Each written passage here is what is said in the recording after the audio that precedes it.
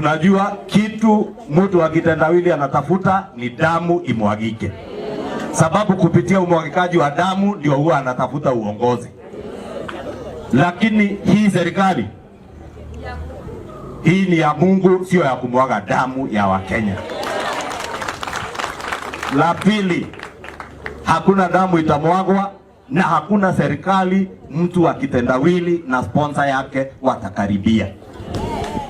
La mwisho, wapende wasipende, ile pesa walipora watarudisha, na ile ushuru walikataa kulipa watalipa. Sisi sio watu wa kutishwa. Kama hawakututisha wakati walikuwa na serikali, sio saa hii. Na akifikiria ako na watu anaweza tumia atikutisha ati na umwagikaji wa damu, tumwambie hata kwake hapa Karen si mbali. In fact, kwenda State House kwetu ndio mbali kuliko kwenda kwa mtu wa kitendawili hapa Karen. Hata sisi watu wa Kikuyu na hapo Dagoretti tunaweza tembea tu mguu kidogo twende tumsalimie asubuhi, si ndio? Tumwambie hii serikali ni yetu and nobody can ati nobody can too. Nataka tumuulize kwa heshima rais aliyestaafu, staafu kwa ungwana kama wale waliokuwa mbele yako. Rais Moi alistaafu na akatulia, hakujaribu hata siku moja kuhujumu uongozi wa aliyeendelesha kazi ya serikali Mwai Kibaki. Mwai Kibaki retired and not in any one occasion did he attempt to undermine you as president. We ask you to give the same honor and respect, not to William Ruto, not to Rigathi Gachagua, who you think is still your PA. Give maximum respect to the Constitution of the Republic of Kenya and the people of Kenya who elected this administration to govern this country. Na ikikushinda, na nitasema tu, musitutisha na maandamano. Sisi ni amani tunapenda. Na naibu wa rais, nimesikia watu wa Kanairo wakisema wako tayari kuchunga mali yao. Na Wakenya wasiogope. Serikali ikichunga, pia wewe amka asubuhi chunga mali yako. Nilisikia wakitutisha ati kama unauza duka ya maji ati watakuja kunywa maji ya bure. Mao ya nani? But Uhuru Kenyatta, in your political pettiness to try and stop your deputy president from ascending to high office as president, you resuscitated politically the kitendawili man to try and stop William Ruto from being president. Woe unto you, you didn't know you are not God.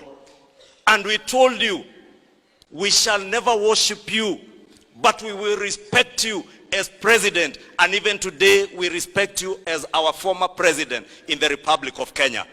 But time is nigh, Mr. Former President. Mr. Kenyatta, you must now accept and live with it that William Ruto, your former deputy president, is today the president of Kenya, and you shall do nothing, absolutely nothing, to stop him from continuing to govern our country. Your former PA is today the deputy president of the Republic of Kenya. But what we have seen with the Odinga demonstrations over the years have nothing to do with peaceful picketing.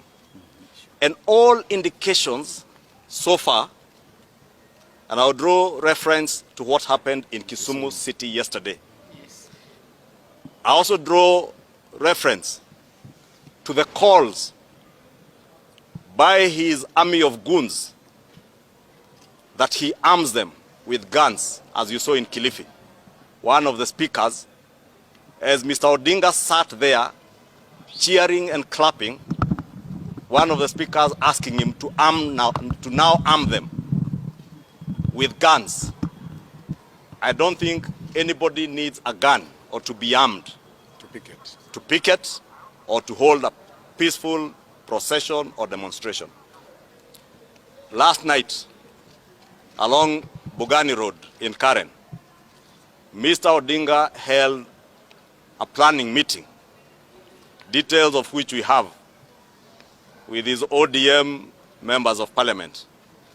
And we have details of how they plan to cause chaos and violence within the city over the weekend, culminating with massive destruction of property and bloodshed on Monday. And we just end by reminding Mr. Odinga, you are not above the law. That's right.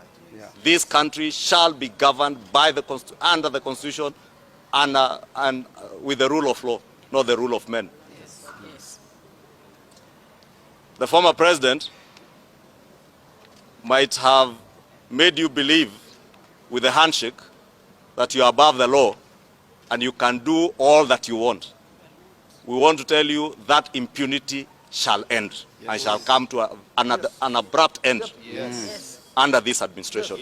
We know the desperation for Mr. Odinga, besides the late realization that he may not have the energy and the stamina to run another election, is the desperation to cover up for the theft and outright looting of our economy under the last regime.